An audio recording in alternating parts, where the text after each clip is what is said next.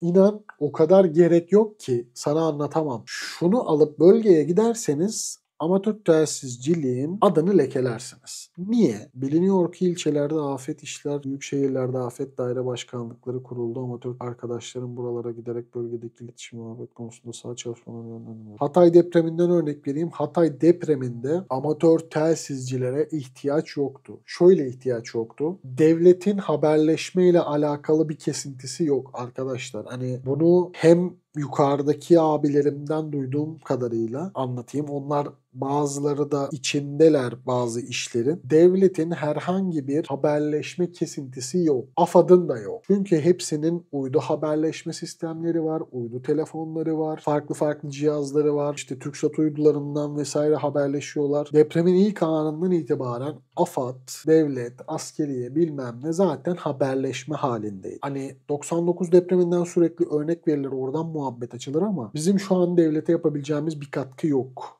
Ha illaki vardır. Hani içimizden biri çıkar bir sivrilir bir şey olur. Hani illaki yardım edeceğimiz bir şey olur. Ama amatör telsizciler çok büyük bir yük taşıdı gibi bir olay yok. Şöyle ihtiyaç var. Tabii ki de sahada birilerine ihtiyaç var. Sahada haberleşmeye de ihtiyaç var. Siviller arası haberleşmeye, gruplar arası haberleşmeye her zaman ihtiyaç var.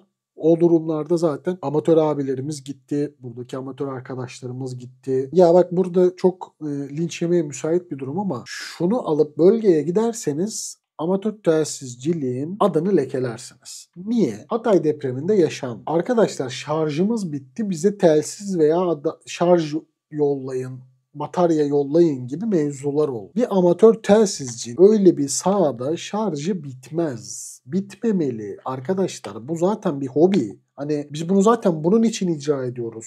Anten yapıyoruz, uzağa haberleşmeye çalışıyoruz. Şarjımız bitmesin istiyoruz zaten. Bak bu yaklaşık bir gün hatta belki 2 gün arası kendi bataryasıyla idare ediyor. Ama ben bir günlük dahi kampa gitsem şu bomba gibi gözüktüğüne bakmayın. 18650 batarya, battery pack kendim yaptım. 1, 2, 3, 4, 5, 6 paralel. 3S 6 paralel batarya.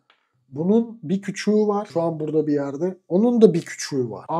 Artı şurada bir tane Beyzas 20 binlik powerbank'im var. Şurada bir tane Beyzas 20 binlik powerbank'im var. Ondan sonra herhangi bir 12 volt kesilmelere karşı bu powerbank'in çıkışını 12 volta yükseltecek adaptörüm var, yükselticim var ki şu an kamerayı soğutuyor. Bunları niye anlatıyorum? Bunlar amatörlüğün bir parçası değilmiş, telsizle ne alakası varmış gibi gözüküyor ama eğer kampa gidiyorsanız, amatör telsizcilikle uğraştığınız zaman kamplarda vesaire bunları yanınızda götürüyorsunuz. Ve uzun süre kamplarda ikinci gün şarjınız bittiği zaman diyorsunuz ki demek ki bir sonraki kampa benim hazırlıklı gelmem lazım. Ne yapabilirim? Çözüm üretiyorsunuz. Ufak tefek şeyler.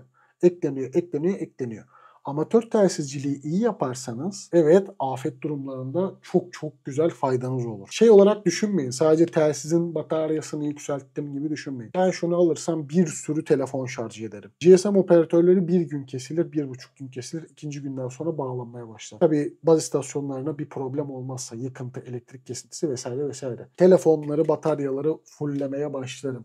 Çok kişinin telefonunu doldururum. Sadece şu ekipmanları kampta kullanayım diye yaptığım ufak tefek araçlarla. Buyurun Baofeng değil pardon özür dilerim. Şu Kuangsheng için yapılan bir 18650 takmak için bir aparattır bu. Bir sürü de 18650 vardır elimde sağda solda. Bunları fulllediğim zaman bunlar bitti mi? Şarjör gibi tak tak çıkar, yenisini tak, telsizle devam et gibi. Yani özetleyip kısaltacağım.